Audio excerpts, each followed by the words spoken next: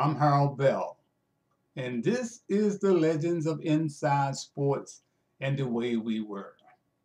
On today's show, I'm going to start telling my story because tomorrow is not promised to me, and I don't want to leave out of here. Y'all know what 2020 is looking like, right?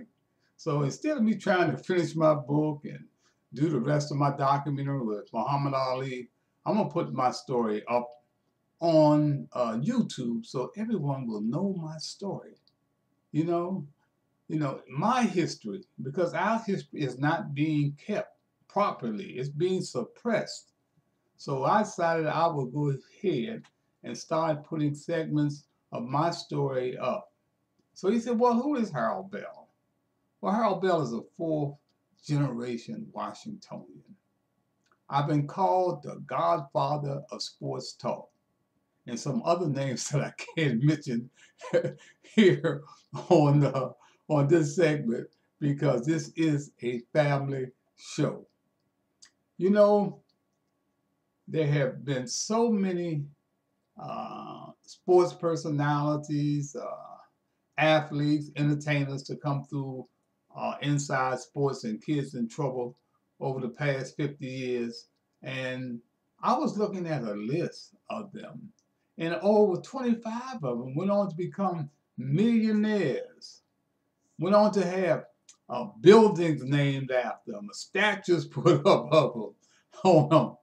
And, uh, and they are now worth millions and millions of dollars. But they forgot. But I have not forgotten. And I want to talk about some of those so-called superstars who came through Kids in Trouble, my nonprofit organization, and Inside Sports, my pioneering radio sports talk show. Because a lot of you don't know the story. And a lot of you probably think I be player hating. But this is no he say, she say. This is the real deal. Like one of the first ones I want to mention is Cathy Hughes, the so-called owner of Radio One and Television One, owned really by Comcast. Nobody knows really how she got there, or so many of you have forgotten that she sold out the black community and made a deal with Catherine and Donald Graham as black folks were going down to the Washington Post and throwing the magazine, the Washington Post magazine, on every Monday on the doorstep because of the discrimination of the Washington Post in their newspaper and in their magazine. So one evening after the demonstrators had been out in front of the Washington Post demonstrating and the evening had come to a close, Cathy Hughes snuck up the back door, went up the back door to sit down with Catherine and Donald Graham and made her own deal. And then went on the radio the next day without the knowledge of any of the demonstrators that included Walter Fauntleroy and said the demonstration is over. The Washington Post has made a compromise. Nobody knew it but Cathy Hughes, Cathy Hughes, Catherine Graham, and Donald Graham.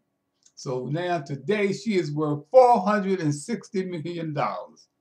This is the same lady that asked me to be a big brother to her fatherless son, Lil Alfred. She didn't have a bucket to piss in or a window to throw it out of. But now her name is on the communication building of Howard University. Man, the stories about Cathy Hughes go on and on, you know. So that's that's part of the story. If I don't get it all in my book, I want to make sure that I get it up on YouTube or that is on video where somebody can find it because it needs to be told. This woman, the things that she did to get $460 million, I hope she has peace of mind. And then there's George Foreman, the former heavyweight boxing champion of the world. I knew George Foreman before the Foreman Grill, before he was heavyweight champion of the world. When he came to Washington, D.C. and teamed up with my lawyer, Harry Barnett. Harry represented George before he turned pro. And of course, we know that history. George went on to become the heavyweight champion of the world. And his most famous fight, of course, was the Rumble in the Jungle with Muhammad Ali, where no one gave Muhammad Ali a chance to beat the undefeated George Foreman. And Muhammad Ali shocked the world and shocked me when he knocked out George in the 8th round. Of course, George had to get his act together. He went away from boxing and came back, looked like 20 years later, to regain the heavyweight championship. So I take my hat off to George Foreman. But George, I knew you when you were a nobody, even though you won a gold medal in the Olympic Games. But in professional boxing, you were a nobody. And then there's Don King, professional promoter, boxing promoter, the first in the history of the sport. How did that come about? I was in Cleveland in 1972 with Harry Barnett and J.D. Bethea, sports writer for the Washington Star, invited me to ride to Cleveland for an exhibition that Muhammad Ali was putting on for Children's Hospital. I had met Muhammad Ali on the campus of Howard University in 1967, and we became fast friends. And I had not seen him since then, so I said, why not take this opportunity? I had just started my sports talk show, Inside Sports, in 1972. This was a great opportunity for me to reunite with the champion. And so I rode with Harry Barnett and J.D. Bethea, where history was made when Muhammad Ali, against everybody's wishes, not to name Don King the first boxing promoter, black boxing promoter in the history of the sport. But that was Muhammad Ali. He always wanted to put us out front. Always wanted to put us out front. And he named Don King the first black boxing promoter. And then there's Grant Hill. Oh yeah, by the way, they say Don King is worth $150 million. And then there's Grant Hill from the NBA. I remember Grant Hill when he was just a student athlete in high school in Virginia, when his father brought him on my sports talk show and was a frequent guest. Of course, his father was, of course, Calvin Hill, the great Dallas Cowboy running back, and ended his career with the Washington Redskins. They say that Grant Hill is worth $250 million. Sugar Ray Leonard, professional boxer, they say he's worth $120 million. Well, I knew him when he didn't have a bucket to piss in or a winner to throw it out of. I remember when he won the gold medal in the 1976 Olympic Games. Came home thinking that he was going to have a ticker tape parade. And the media had baked a cake for him. All the headlines read, Ray Leonard has a baby out of wedlock with his girlfriend, Juanita. Ray went in the house and would not come out. I didn't know that. I'm playing tennis down Anacostia one evening, and I look outside the gate, and there's Jinx Morton, his trainer, Dave Jacobs, his trainer, and my friend Melvin Jackson. I said, what are these guys doing down here? They don't play no tennis. So I stopped the game and I went out. And I said, what's going on, guys? And Jinx looked at me and said, man, Ray won't come out the house. I said, what you mean Ray won't come out the house? They said, well, he's lost all his self-esteem, man. The media has chased him in and he won't come out. Harold, you got to go over and get him out the house. Because you are the only one who can do that. He respects you. So the next morning, I went over, knocked on the door.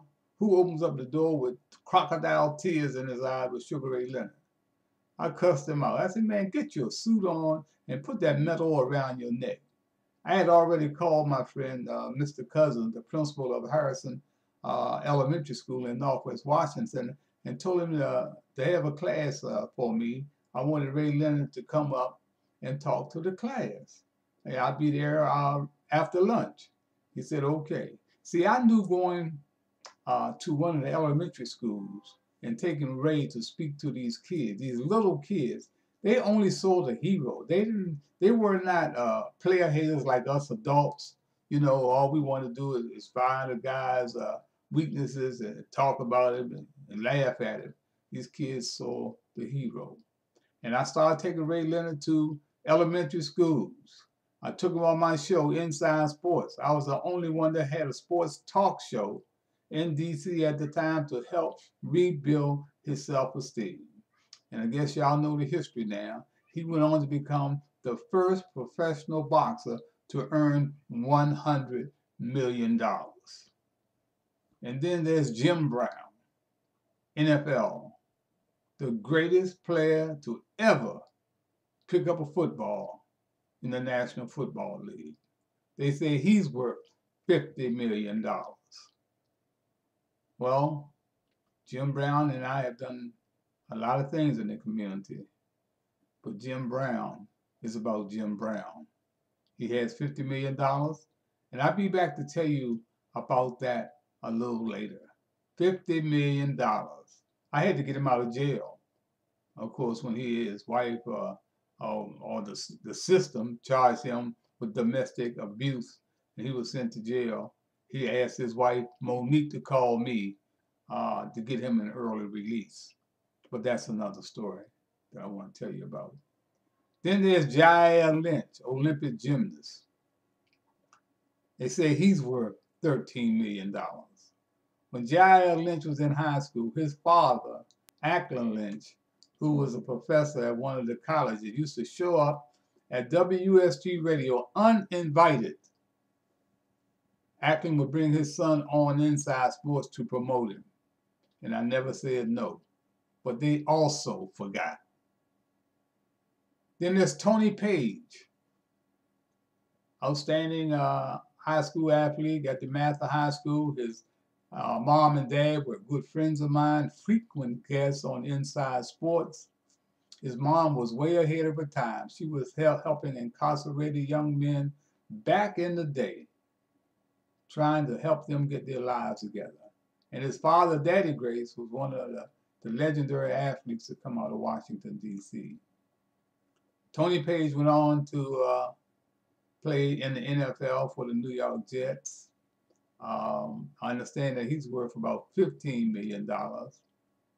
He told a lie that he was going to introduce Gary Mays, a legendary one-armed bandit, and I. Man, he said, look, I represent Cam Newton, man, and I want you guys to meet Cam Newton. He never followed up, never made a donation to Kids in Trouble. He forgot. Then there's Tim Baylor, one of my kids out of Hillcrest Children's Center Saturday program, Harrison Playground, Cardozo High School, where I coached him. He went on to Morgan State, drafted by the Baltimore Colts, played with the Minnesota Vikings. I was named the godfather of his first child.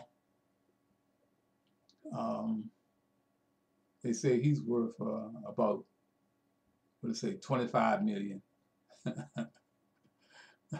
He owns now 4 or 5 McDonald's franchises. Never came back. And had a nerve to tell Lacey O'Neal, a dear friend of mine, they were at a gathering in New Jersey. And Lacey is still pissed off at me about this. But he told Lacey that I was stealing from the kids. And Lacey came back and told me. And the brother been ducking me ever since. Been ducking me ever since. I gave him the benefit of the doubt. I had him cornered down at a picnic one Sunday. And I gave him a break. I said, look, I'm around Ben's Chili Bowl. You need to talk to me before you leave. He got out of town, never talked to me. So that tells me a lot about Tim Bill and what he turned out to be. Then there's Bill Rhoden, Morgan State. Before the New York Times and ESPN, he was on Inside Sports Media Roundtable. He's worth $8 million and had the nerve to write a book titled $40 million Slaves, talking about the pro athlete. Are you kidding me, man? You worked for a plantation, one of the biggest plantations in the country. Media, New York Times, a media press room at Deadline is second to only a church on Sunday when it comes to discrimination in America. And you're talking about $40 million slaves? Are you kidding me? Did you ever pay Calvin Hill the money that you owed him?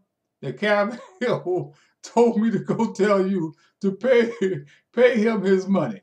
These guys talk behind each other's backs, man. They terrible. Calvin Hill talks behind Jim Brown's back. Jim Brown talks behind Lenny Moore's back. See, I know all of this because I was there. I was there. And then there's Maureen Bunyan, television anchor, long-time television anchor here in Washington, D.C. One of my favorite people. Went on to become a slum landlord. I don't know that's for sure, but that's the rumor around Washington. They say that she's worth $10 million. She forgot. And then there's James Brown, CBS NFL. They say he's worth $10 million. This guy used to follow me around. He used to be in my celebrity fashion shows. Yep. I remember he was with Xerox. Nobody knew him. He begged me to be in my celebrity fashion show. I said, homeboy, come on. He said some nice things about me. But James Brown, one of the biggest liars, him and Michael Wilbon, that I've ever encountered, man, in media, man. The sad part about James Brown, he's put Reverend in front of his name. Reverend James Brown, one of the biggest liars ever. Pimp in the pulpit. That's what I call him. Yep. Michael Wilbon. Yep. They say he's worth about $15 million with ESPN. I remember he was at the Washington Post. They used to have him on my show. And I remember us being on the television show up at WHUR. It was Roy Jefferson, Michael Wilbon, I forgot, maybe one other person. But Kojo Number had us on this show, and Michael and I were in the green room, and Michael was crying the blues about Washington Post sports editor George Solomon looking over his shoulder, changing his columns. He didn't know what to do. I said, Michael, talented as you are, you're a great writer. Go take a job with Chicago. Well, good thing he didn't listen to me. He went on to make big dollars with ESPN. With one of the only reason his partner is Tony Kornheiser. Y'all ever watch that show, Partner Interruption? Tony Kornheiser is the least talented guy that I've ever met. It's a good thing that he was born white. This guy has no talent. And Michael, of course, Wilbon, follows him around like a puppy dog. Look, that's going to be it for this segment. I want to come back and talk about some other personalities that came through Harold Bell in Inside Sports. And, you know, let me tell you guys something. You know, a lie will change 1,000 times. The truth never changes. And peace of mind is not for sale. All these guys got my telephone number. They know how to reach me. But don't go anywhere. I'll be right back with part 2 of those who forgot who they were and where they came from.